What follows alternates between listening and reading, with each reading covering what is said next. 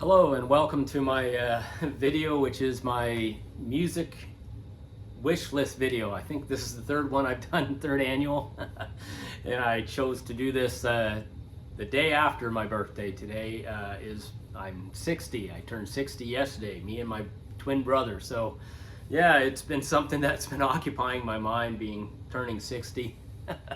Yeah, it's a marker, right? Another decade. Yeah, I feel pretty good. So for 60, so I'm not going to whine and complain about it. It is what it is. But yeah, I wanted to do this video. I did it a couple of years ago. I really had fun with it. And last year I did it. So this year I had to scratch my head and be creative with my thinking here and choosing my selection. So what this is 8 choices of things related to the music business in my world that I would like to see happen or develop. You know, the last couple of years, I've had some things have happened and some things are not going to happen because of the choice I made, the selections. But you know, it's fun to think about your time that you spent listening to music. I mean, I'm a rock guy, but there's lots of people that are into other brands of music, and perhaps it'll resonate with you. You think about what would I like to achieve or see happen in the music business. So yeah, that's what this is. It's a fun one, and I always enjoy putting it together. So my first choice, my first thing that I would like to see happen or occur in the music industry that I follow is I'd like to see us turn the page a little bit from the legacy act tours.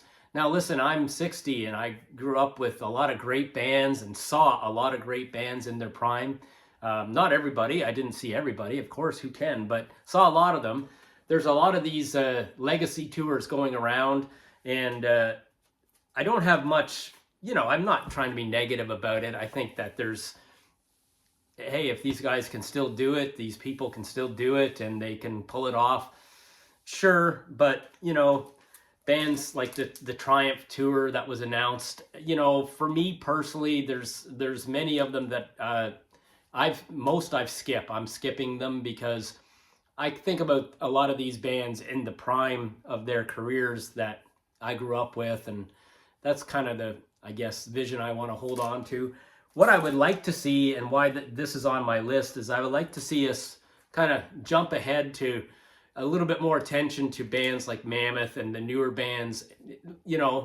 I hope they get their turn to be the big concerts to drive people out to and command money for and have the big tours. So I'd like to see us turn the page from the legacy acts and maybe hopefully get a little bit more excitement towards some of these new bands and get some big tours going for them. That's my, I guess, hope.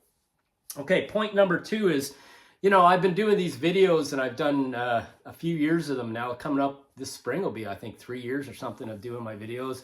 You always want more numbers. I'm kind of sometimes want to scratch my head. Is there no rock people out there? I mean, I'm talking rock music all the time. Where are the rock people? But it is what it is. I'm proud to have some people watch my videos, and I enjoy doing it. It's kind of cool. I've got all this music and all this, all these records that I've collected and CDs, so it's kind of cool to show them off. And now that I'm getting older, it's important to me to, I'll tell you the reason why I started doing these videos is I wanted to write a book about rock music, because I mean, I grew up with it. I wanted to keep it alive. I think Who Reads Books? Kara is a big book reader, so there's lots of people. But instead, what I decided to do is join this kind of vinyl community and YouTube channel stuff. So I'm having fun with it. My second point here, though, is I like to share my time with some of these other vinyl community people that have channels. I watch a lot of these channels. Sometimes I interact with people, but I'd like to interact more. I mean, it's cool to do this, but sitting in front of the camera just by yourself, talking to yourself, it's kind of, I don't know. I kind of would like to spring it forward and share some time with some people. And I'm outside of Toronto, Canada, Oshawa, Ontario. So a lot of these people and the channels I watch and focus on are throughout the United States. So proximity maybe, but Yeah, I'm hoping that might happen. I mean, I've learned a lot about some artists that I didn't know much about from some of the channels like Nick Cave, and I certainly have more knowledge about someone like Neil Young that a lot of people talk about in the channels. And yeah, it'd be kind of fun to hook up with a couple of people and perhaps even be a guest on some channels. That'd be fun. I'd really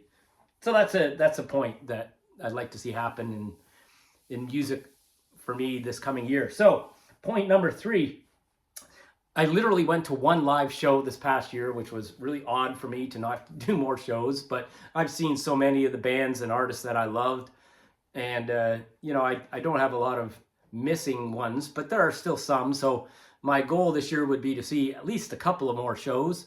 And Kara and I do like going to live shows, but we're picky about who we see. So there's some I'd like to see some live shows and maybe even go to some different venues and check out a couple of new venues. Someone like Jack White I would entertain seeing. That would be cool. I'd like to see him. Kara and I would love to see we like our legacy bands, so Eagles would be cool to see, and band like that would be fun to go with Kara. But I just saw on not to give a secret out, but I just saw on social media that America has announced a tour and a show at Massey Hall. Sam Roberts' band I like to see. He's playing Massey Hall. So I just got to get going with booking some live shows. So I hope that will happen this year. So my next point is, on a recent video I talked about the cool rock books that I have, coffee table books. And I like that video, and I like talking about that stuff that I have. I'd like to finally find the Judas Priest 50 Heavy Metal Years book. I talked about that in the video. And then a friend at work, a fellow rock guy, showed me a cool book that he just found, and it's the Zeppelin coffee table book. Man, I'd like to get that too. That'd be cool. So yeah, that's on my radar for the year. All right, the next point is point 5.